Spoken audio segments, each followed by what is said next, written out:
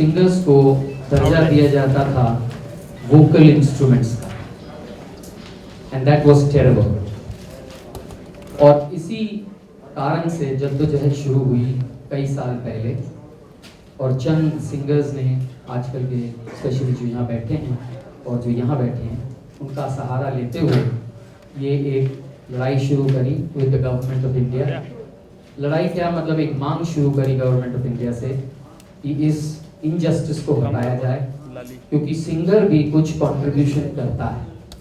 वो केवल एक इंस्ट्रूमेंट नहीं है, गिटार नहीं है जिसको कोई कंपोजर सिखा दे कि इस तरह से बजा और वो उसी तरह से बजा दे। उसकी भी एक कंट्रीब्यूशन, उसकी भी एक कला होती है।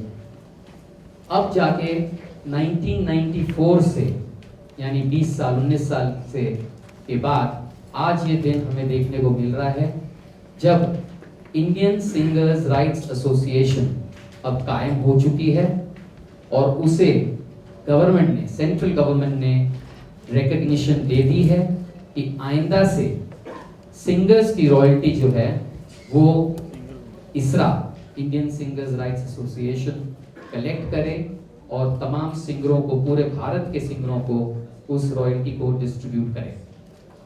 I just want to say this कि हम लोग जैसे अभी बैठे हैं, लेकिन we are not sure कि ये शुरू कब होगा, until unless we meet very regular और इस पे लग जाए। जैसा अभी अगर मैं, मेरे जहन में बात है, जब भी कुछ इनिशिएटिव कुछ भी होता है तो ऑलवेज सोनू स्टार्ट्स, ऑलवेज। तो अगर हमको ऐसा लगता है कि सोनू जैसा बंदा हमारे इसमें रहा and he is leading us, so उतनी चिंता करने की बात नहीं। लेकिन सिर्फ एक आदमी पर छोड़ना, हम लोग को लगता है कि हम लोग को सबको मिलके इकट्ठा होना चाहिए, इसलिए क्योंकि जल्दी से जल्दी हो जाए। नहीं तो जैसे मेरे गांव से, पुराने गांव से रॉयल्टी आती है, किसने क्या किया था, मैं एग्जांपल दे रहा था कुणाल को और सबको कि पिछले 100 साल पहले का हमारे ज़मीनों और फिशिंग से रॉयल्टी आती है। मुझे ये नहीं मालूम कि किसने किया था, मेरे दादा, परदादा और ग्रेट ग्रैंडफादर्स। तो वो नौबत नहीं आ जाए कि हमारे छोटे छोटे नन्हे मुन्नों को ये मालूम पड़े कि रॉयल्टी किसकी आ रही, पता नहीं किसने गाना गाया था।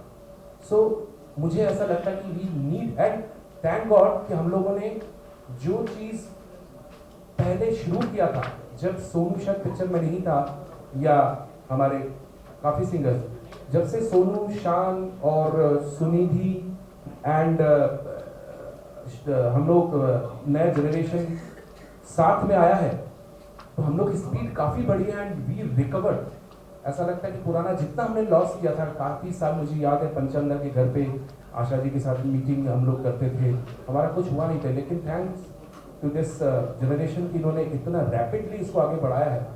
एंड शान एंड सोनू मिलके कि हमको ऐसा लगता है कि इस स्पीड को ना कम करें, इस स्पीड को बढ़ा करें।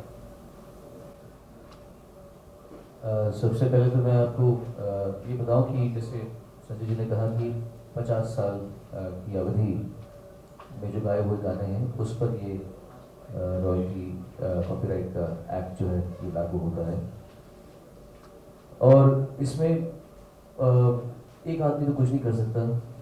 फ्रॉम आवर सीनियर्स, मेरे सीनियर्स, हमारे कंटेम्प्रेरीज, हमारे जूनियर्स, सब लोगों ने मिलके जो आग दिखाई है, जो जज्बा दिखाया है, उसी वजह से हम यहाँ तक पहुँचे हैं कि गवर्नमेंट ने इसे एक राइट की तरह एक्नॉलेज किया है। बहुत बड़ा इसमें योगदान है श्री जावेद अख्तर जी का। उन्होंने बहुत इस पर काम किया है, लगकर उनकी वजह से इस जावेद जी और संजय जी ने मिलकर इसे पूरा एक युद्ध स्तर पर लेकर इसे अकॉम्प्लिश करवाया है। इसमें कोई दो राय नहीं है कि इतिहास में जब इस बारे में बात की जाएगी तो ये दो नाम सबसे पहले आगे आएंगे, वो है जावेद अख्तर जी और संजय टंडन जी। उन्होंने बहुत इस पर काम किया है।